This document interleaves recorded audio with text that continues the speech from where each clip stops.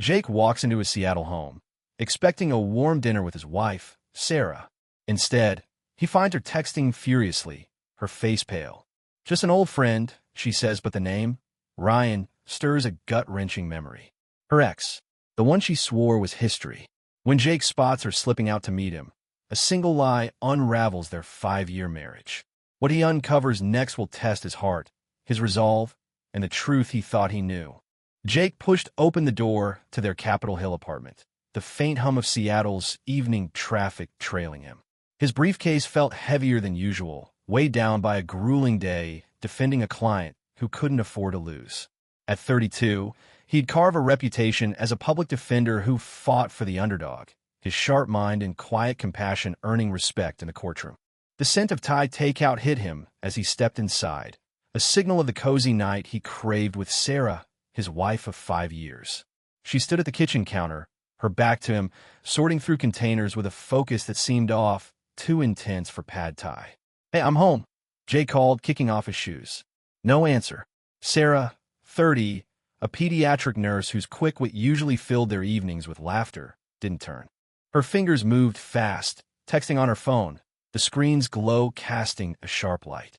Jake paused as Ty half loosened. Her silence wasn't new. Not exactly, but it landed differently tonight, like a misstep. He crossed to the fridge, grabbing a beer, and leaned against the counter, watching her. "Rough shift?" he asked, keeping his tone light. Sarah's shoulders stiffened, just for a second, before she set the phone down and faced him. Her smile was tight, not the warm one that usually greeted him. "Yeah, long day at the hospital," she said, her voice clipped as she opened a takeout box. "Kids with fevers, parents panicking. You know how it is." She scooped noodles onto plates, her movements quick, almost mechanical. Jake nodded, but something gnawed at him. Her eyes didn't meet his, darting instead to her phone as it buzzed again. She ignored it, but the air felt charged, like the moment before a storm. They sat at the small dining table, the city's lights flickering through the window.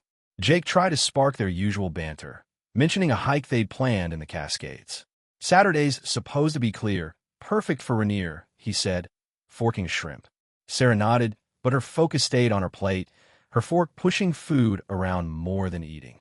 The phone buzzed again. This time, she grabbed it, her thumb swiping to silence it. Jake's chest tightened. He wasn't the jealous type. 5 years of marriage had built a trust he thought was solid, but her secrecy stirred unease. "Who's blowing up your phone?" he asked, aiming for casual but hearing the edge in his voice. Sarah hesitated, just long enough to make his pulse tick up. "Just a friend," she said, setting the phone face down. "Nothing important." She took a quick sip of water, her hand steady but her glance fleeting. Jake's instincts, honed from years of reading clients' half-truths, flared. He didn't push, not yet. Instead, he changed the subject, asking about her day, hoping to coax out the Sarah he knew. She answered in short bursts, her words lacking their usual spark. The meal ended in near silence, the clink of forks louder than their conversation. Later, as Jake cleared the plates, Sarah's phone lit up again. This time, he caught a name on the screen, Ryan. His stomach dropped.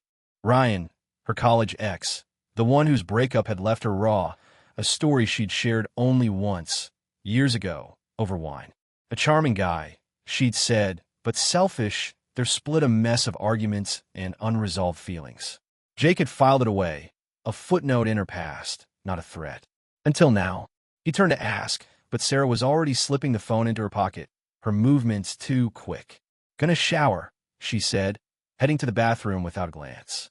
The door clicked shut, and Jake stood alone in the kitchen, the hum of the fridge filling the quiet. He didn't follow her. Instead, he sank onto the couch, his beer untouched, replaying the moment. Ryan. The name echoed, sharp and unwelcome. Why was he texting her? Why now? Jake prided himself on logic, on seeing through people's facades, but this felt different. Personal. The trust he'd built with Sarah, the rhythm of their life, late-night talks, shared goals, a partnership that felt unbreakable, suddenly seemed fragile. He grabbed his laptop, pretending to check emails, but his mind raced. Sarah emerged from the shower, her hair damp, her phone now tucked away. She offered a small smile, the kind that used to ease him, but it didn't reach her eyes. "I'm beat," she said, heading to the bedroom. Early shift tomorrow. Jake nodded, watching her go, the distance between them growing with each step. He stayed on the couch, the city's hum outside, a faint distraction from the question burning in his chest. What wasn't she telling him? The next morning, Sarah left before dawn, her usual note on the counter absent. Jake found himself checking his phone, expecting her usual text. Heading home, love you. But nothing came. By noon, her silence felt deliberate. He sent a quick message. You okay? Crazy day? Her reply took hours, a curt swamped, talk later.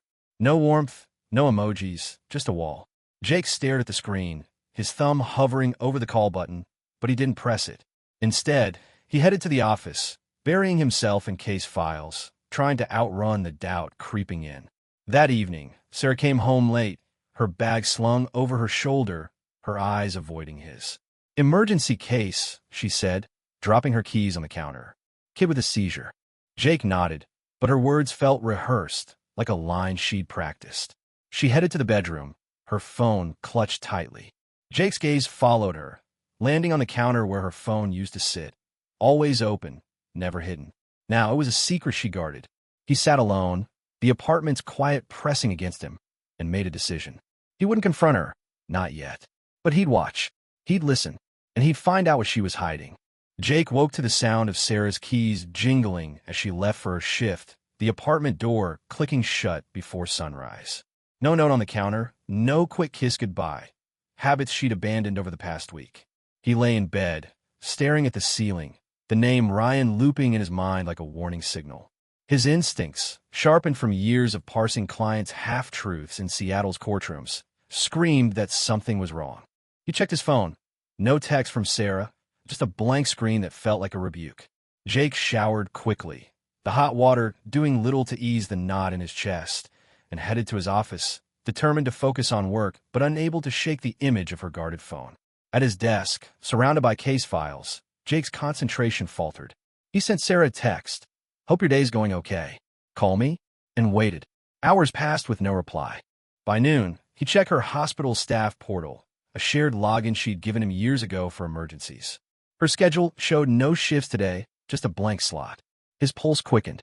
She lied about the emergency case last night, and now this. Jake's fingers hovered over his phone, tempted to call, but he held back. Confronting her without proof felt reckless, like stepping into a cross-examination unprepared. Instead, he drove to a downtown coffee shop to meet Chris, a private investigator and old law school buddy whose bluntness cut through Jake's spiraling thoughts. Chris slid into the booth, his coffee steaming, and listened as Jake recounted Sarah's evasiveness. The locked phone, the name Ryan, the missing texts. She said, Ryan's in town. Want to grab coffee? Jake said, his voice low. I told her it bothered me, but she brushed it off. Last night, she claimed a hospital emergency, but her schedule's clear. Chris leaned forward, his eyes narrowing. You're not imagining this. People don't hide their phones for no reason. You want answers? Start tracking her moves discreetly. He slid a small GPS tracker across the table, a device no bigger than a quarter. Stick it under her car. It's legal if it's your vehicle, too. Check where she's going. Jake hesitated, the tracker cold in his hand. Spying felt like a betrayal of the trust he'd clung to, but Sarah's secrecy left him no choice. He pocketed the device, nodding. That evening, Sarah returned home past 8, her bag slung over her shoulder, her posture tense. Crazy day, she muttered, dropping her keys and heading to the fridge. Had to cover for a colleague. Jake watched her, his lawyer's instinct cataloging her every move. No scrubs, just jeans and a jacket, her phone tucked in her pocket the moment she saw him. He forced a smile, asking about the patient, but her answer was vague, a quick pivot to needing a shower. As the bathroom door shut, Jake stepped outside to the parking lot, the autumn air sharp. He crouched by their shared SUV, slipping the tracker beneath the wheel well, its magnet clicking into place. Guilt gnawed at him, but doubt overpowered it. The next morning, Sarah left early again, claiming another shift. Jake opened the tracker app on his phone, a map pinpointing her car's location. It wasn't at the hospital. The dot lingered at a cafe in Belltown, miles away. Jake's stomach churned. He grabbed his keys, telling himself it could be innocent, a quick stop, nothing more. He drove to the cafe, parking across the street. his car blending into the morning rush. Through the window, he saw Sarah at a corner table, her head tilted toward a man. Ryan. His easy grin, the same one from old photos Sarah had shown years ago, hit Jake like a punch. Their hands didn't touch, but their closeness, leaning in, laughing, felt too familiar, too intimate. Jake gripped the steering wheel, his breath shallow. He wanted to storm in, demand answers, but years of courtroom restraint held him back. Instead, he snapped a photo through the window, the image blurry but undeniable. Sarah's smile, unguarded for Ryan, was one Jake hadn't seen in weeks. His phone buzzed. A text from her. Stuck at work, talk later. The lie stung, bold and effortless. He didn't reply. Instead, he watched as Sarah and Ryan left the cafe, their shoulders brushing as they walked to her car. The tracker app pinged. Her SUV was moving, heading toward a hotel in Pioneer Square. Jake followed, keeping his distance, his heart pounding as he navigated Seattle's streets. The hotel was a budget place, its neon sign flickering. Sarah's car parked in the lot, and moments later, she and Ryan stepped out, heading inside. Jake's hand shook as he parked a block away, his mind racing. Was this a one-time thing, a mistake, or had she been slipping away for longer? He pulled out his phone, typing a text, at the hospital lot. Where are you? Her reply came fast. With a patient can't talk. The lie was so blatant it almost made him laugh. A bitter sound swallowed by the car's silence. He sat there, the engine idling, the weight of her deception settling in. 5 years of marriage, late-night talks, shared dreams, a life he thought was theirs, felt like a facade. Jake's logic, his ability to read people, had failed him here, in his own home. He snapped another photo as Sarah and Ryan entered the hotel, the timestamp a silent accusation. Chris's words echoed. You want answers? Start tracking. Jake had them now, but they cut deeper than he'd expected. He drove back to the apartment, the city's lights blurring past, and made a choice. He wouldn't confront her yet. He'd gather more, protect himself, and decide what came next. Jake's phone buzzed relentlessly, Sarah's texts piling up.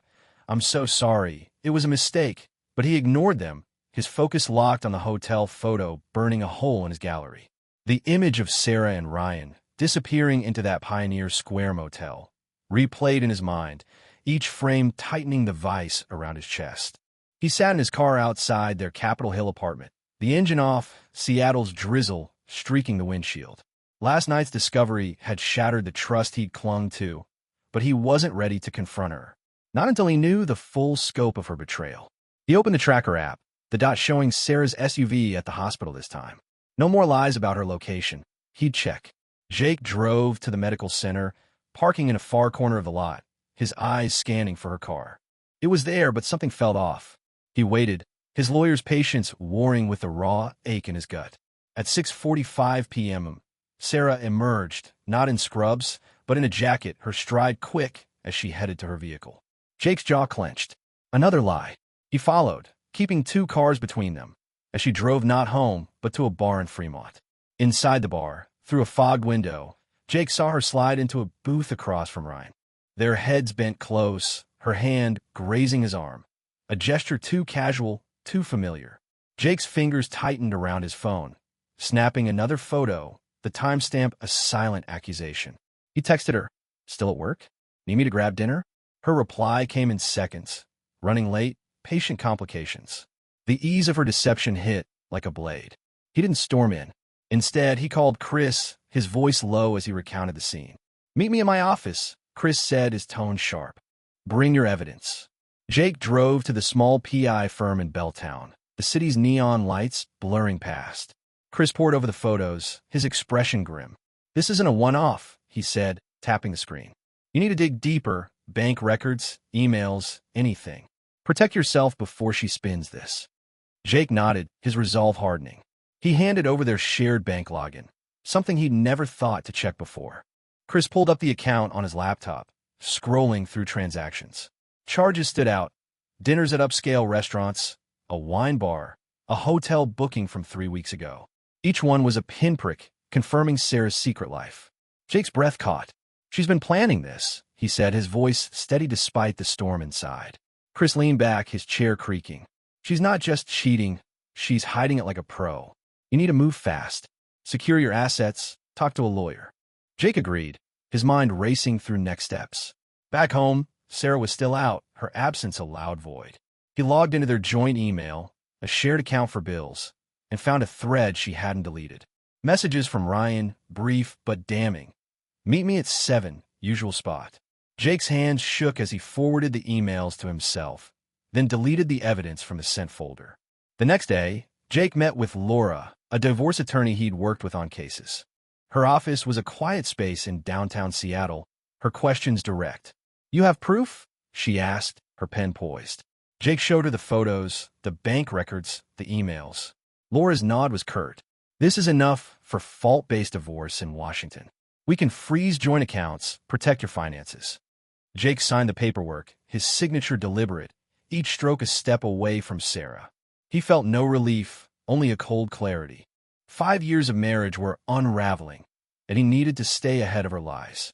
That evening, Sarah came home, her phone clutched tightly as she muttered about a double shift. Jake watched her, his silence heavy. You okay? She asked, her voice tinged with unease, as if sensing his shift. He nodded, keeping his cards close. Just tired, he said, his tone neutral. She lingered, as if waiting for him to crack, then headed to the bedroom. Jake stayed on the couch, pulling up the tracker app. Her car hadn't moved from the hospital lot today, but the bar visit, the emails, the charges, they painted a picture he couldn't ignore. He texted Chris, found more. Emails. She's been meeting him for weeks. Chris's reply was instant. Keep it tight. Don't tip her off yet. Jake's next move was risky but necessary. He searched Ryan's name online, landing on his LinkedIn. Ryan worked in tech, based in Portland, with a fiancée tagged in his posts, Mia. Jake hesitated, his thumb hovering over the message button. Sharing the truth with Mia felt like crossing a line, but her right to know outweighed his doubt. He drafted a message, attaching the motel photo. I'm Sarah's husband. You deserve to know. He hit send, his heart pounding, then deleted the chat from his history. The act felt final, a line drawn in the sand. Hours later, Sarah's phone buzzed late into the night. Jake, still awake, heard her slip out of bed to check it. Her footsteps paused, then quickened as she moved to the bathroom, closing the door. He checked the tracker app. Her car was still in the lot, but her secrecy confirmed his fears. She was rattled. Jake lay back, his mind clear despite the ache. He had proof, a plan, and a path forward. Sarah's lies were piling up, and soon they'd bury her. Jake woke to the buzz of his phone, Mia's reply lighting up the screen. Thank you. I confronted Ryan. It's over. Her words, sharp and final, carried a weight that mirrored his own resolve. He sat on the edge of the couch in Chris's guest room, where he'd moved after Sarah's latest lie. The Capitol Hill apartment, once a haven, now felt like a trap he'd escaped. Jake deleted Mia's message, his focus shifting to the next step. Sarah's betrayal was exposed, but he needed to secure his future before she could twist the narrative. He met Laura, his divorce attorney, at her office by 9 a.m. She spread the evidence across her desk. Photos from the bar and motel, bank records showing weeks of hidden charges, emails between Sarah and Ryan. We've got a strong case, Laura said, her voice steady. Washington's a no-fault state, but this supports your claim for asset division. We'll freeze the joint accounts today. Jake nodded, signing the forms to lock Sarah out of their shared funds. Each signature felt like a brick in a wall he was building between his past and his future. Back at Chris's, Jake checked the tracker app. Sarah's SUV was at the hospital, but he didn't trust it. He drove to the lot, parking discreetly, and waited.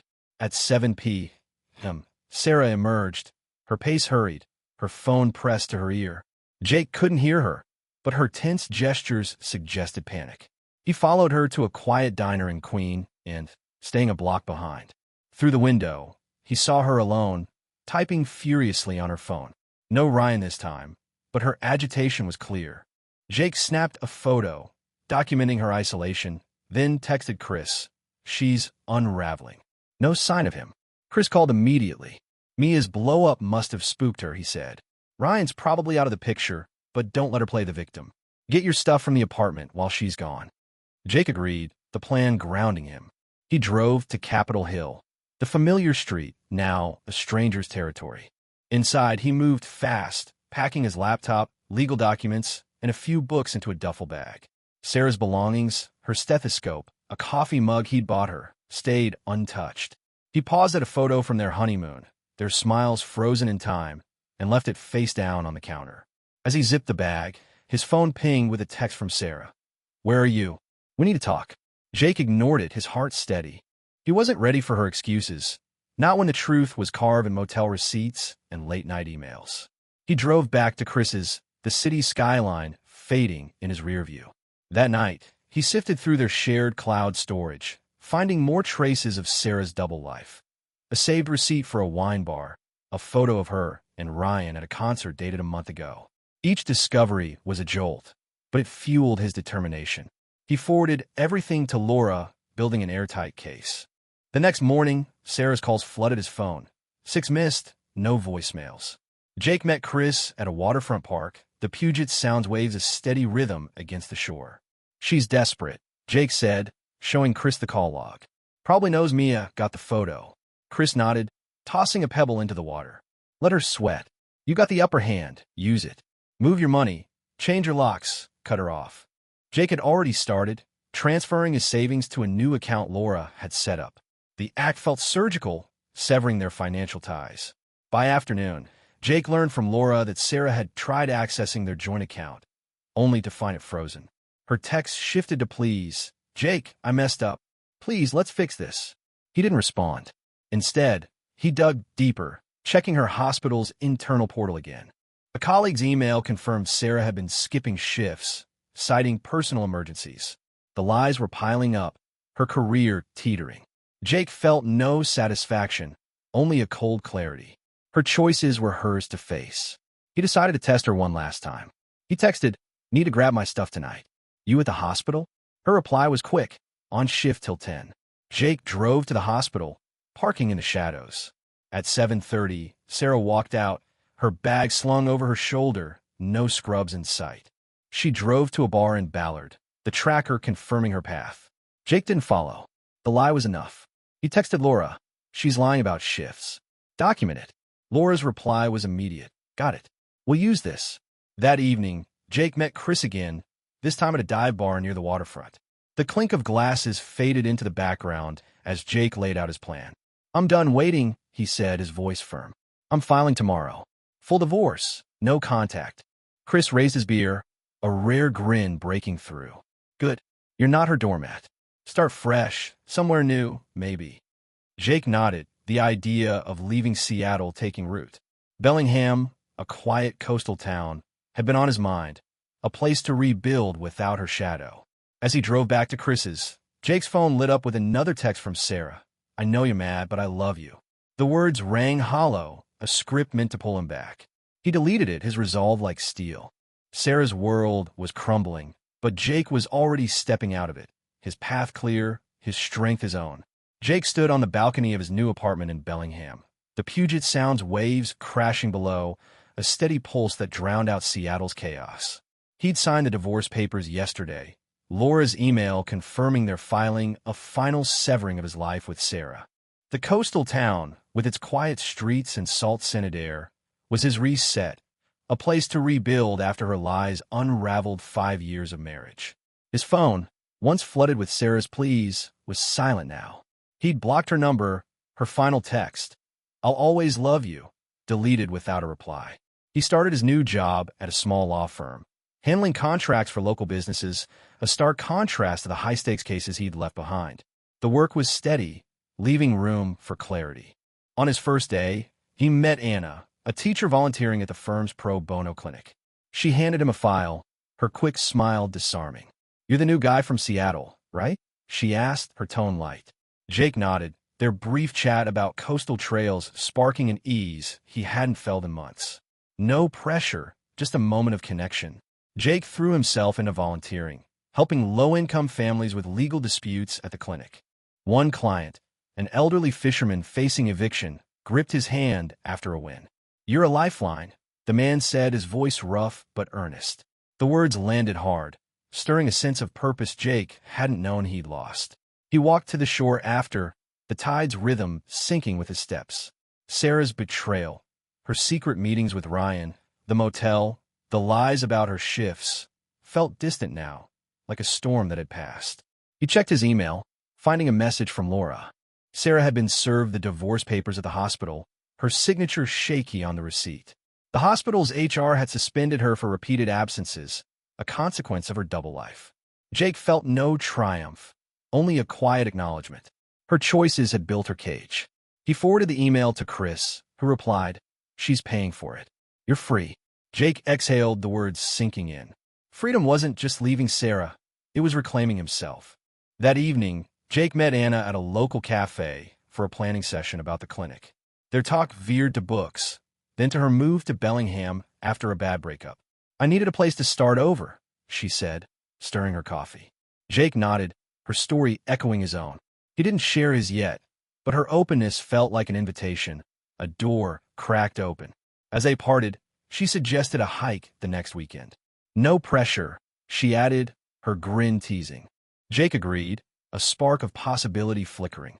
Back at his apartment, Jake found a LinkedIn message from Mia, Ryan's ex-fiancée. "Thanks for the truth. I'm rebuilding in Portland. Hope you're okay." Her strength, mirrored in her words, closed a loop. Jake had sent her the motel photo, not for revenge, but for justice, freeing them both from lies. He replied, "Glad you're moving forward. I am too." He hit send, then closed his laptop, the act final. Mia's path was hers, just as his was his own. Sarah's absence left gaps, quiet evenings once filled with her laughter, plans for a future now erased, but Jake filled them with new routines. He jogged the shore at dawn, the cold air sharpening his focus. At the clinic, he took on more cases, each victory grounding him. One night, a client's daughter, a shy teen, gave him a handwritten thank you note for saving their home. Jake tucked it into his desk, a reminder of the good he could do. Chris called, his voice crackling over the line. "You sound different, man," he said. "Lighter." Jake laughed, the sound surprising him. "Bellingham's working out," he replied, leaning against his balcony railing, the sea stretching wide. Chris pushed, "You're not just surviving, you're building something. Proud of you." The call ended, but Chris's words lingered, a tether to the strength Jake had found. As weeks passed, Jake's life took shape. He hiked with Anna, their conversation flowing from trails to dreams, her presence a quiet balm. He didn't rush. Trust, he learned, took time, but her laughter stayed with him. At the clinic, he won a case for a single mother, her relief palpable as she hugged him. Jake walked home under the stars, the town's calm wrapping around him. Sarah's lies had fractured his world, but they hadn't broken him.